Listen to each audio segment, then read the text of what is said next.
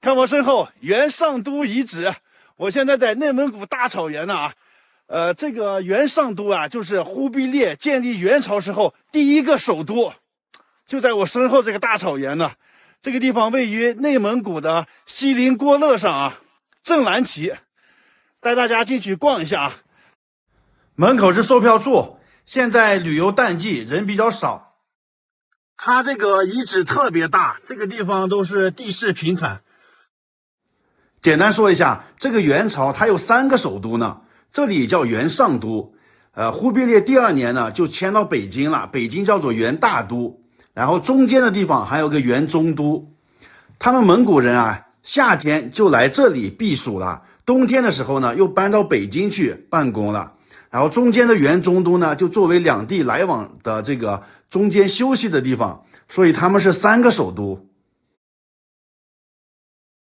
景区大门口有一组雕像，这个是纯铜雕像啊，正中间就是忽必烈，他建立的元朝啊，他是元朝第一个皇帝，等于是吧？后面呢又有5个皇帝在这里登基，看那里有雕的5个人的人头，那就是另外5个皇帝，最中间坐着的就是忽必烈。那边还有几个人的雕像啊，就是他的一些大臣什么的啊。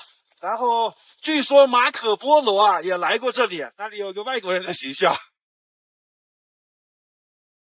他们的首都就建立在这个金莲川草原上，最早是金朝的皇帝啊在这一片玩呢，发现这个草原特别的美，后来蒙古人来了以后啊，征服了这里，在这里建立了都城。现在这个元上都它是遗址了，以前非常辉煌的这些宫殿什么全都给毁坏了。这个地方啊就是它这个城门，现在我们站的地方就是那个问城，前面就是它那个门，只可以看看这些残垣断壁了，毕竟是已经将近800年的时间了，被淹没在历史的长河了。走，咱们继续往那个城里头走去啊，然后沿途呢有这个介绍之类的。然后这个元上都遗址啊，它现在是世界遗产呢，内蒙古唯一的一个世界遗产是吧？走，继续到那个皇宫核心区去看一看，这里面超级大的，真的。现在就到了它的核心区了，叫做大安阁，就是这个样子的啊。来，以前就是在这里的，但是现在都是废墟了嘛，那个阁楼什么宫殿啊，全部都没有了，光剩下这个遗址了，光秃秃的。哇，很难想象700、800年的时间夷为平地了，一片废墟，一点都没有当时繁华的那个样子了啊！以前这里是最核心的地方，元朝的皇帝啊，5个皇帝在这里登基的，还有接见外国使臣啊，什么最重要的活动都在这里举行。而且它这个阁楼啊，就是开封汴梁那年，因为蒙古人打到那里以后，把开封汴梁那个楼拆了，移到这里建好的啊。这块是后宫了，等于是前殿后宫，跟北京紫禁城那个格局一样嘛。前面是上朝的，后面是他后宫生活的地方，参观一下吧。这个上面的正中央有一个敖包，这是他们蒙古人祭祀长生天的地方啊。当时他们信仰这个东西。来，转到这边，我们可以看一下，这里还有个中轴线呢，那就是刚才那个2道城门。然后从这条中轴线，大家知道吗？可以通到北京的故宫，非常神奇啊！你说那个时候人没有什么先进的测量工具，直接直通北京中轴线。然后大家知道那个鸟巢水立方也在中轴线的2侧呢，哈。现在我们看到这一大片的遗址都是废墟，它是怎么样毁坏的呢？历史上毁坏过好几次呢，最大的一次就是那个红巾军啊，当时朱元璋就是红巾军的这个领袖，他派那个徐达打到这边了是吧？然后徐达他们一把火把这个宫殿全都烧了，哇，太遗憾了啊！看看现在就是很有感慨啊，以前这个地方是世界上最繁华最大的城市，如今变成一堆废墟了。万里长城今犹在，不见当年秦始皇呀！我现在在呼和浩特，今天到内蒙古博物院逛一下吧。呼和浩特的冬天太冷了，到室内的地方逛一下，而且可以了解一下内蒙古的历史文化。这里面有3大镇馆之宝，也顺便了解一下啊，就在身后呢。这个博物馆挺大的呀，这种现代化的建筑，免费参观的，公众号上预约一下就行。进来以后，这里头也是相当的大了，一共上下3层，最中间这个中庭挑高这么高，做成一个蒙古包的形状了。然后这里有个导览图，我先看一下啊。1层有个远古世界，这里面有恐龙。然后飞天神舟要看一下，是那个飞船回来的时候在内蒙古这边降落的。然后就是2楼、3楼，3楼就有这些契丹，有那个国宝啊，镇馆之宝。第一个镇馆之宝就在这儿呢，比较小，在这玻璃罩里头呢，放大一点看吧。就是这个装饰品啊，这应该是帽子上面的一个金饰，然后最上面呢是一只老鹰，它的头部是绿松石做成的啊，这个头是可以活动的。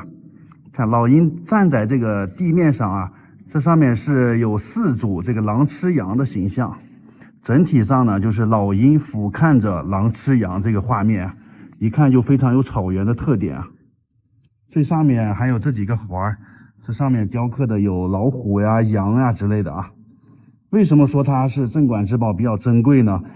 因为它是国内唯一一个匈奴人留下来的这个实物样品啊。我们汉朝时候，汉武帝那时候就是和匈奴人打仗啊，卫青、霍去病啊，逐匈奴于漠北，封狼居胥，把匈奴人都打的都跑到那个欧洲去了啊。据说跑到匈牙利建国去了。匈牙利现在跟这个匈奴人是有关系的，这是他们留下来的。这个黄金面具也看一下，哇，这个感觉好丑呀！这据说是萧太后的孙女戴过的这个面具啊，一看就是草原人的这个面孔。这是第3个镇馆之宝，是一个棺材。哇，这个棺材非常特别，它的4周围挂满了铃铛，然后这个前面呀还上锁的呢，你看前头，它这个栏杆上还蹲着6个狮子啊，前面4个狮子，后面有2个。然后整个棺材啊是这个红黑色的，但是多处贴金，看起来金碧辉煌。这个棺材上面有很多的雕刻啊，牡丹呀、花呀、凤啊什么的啊。然后这个棺材放在底座都有8层呢，那么高。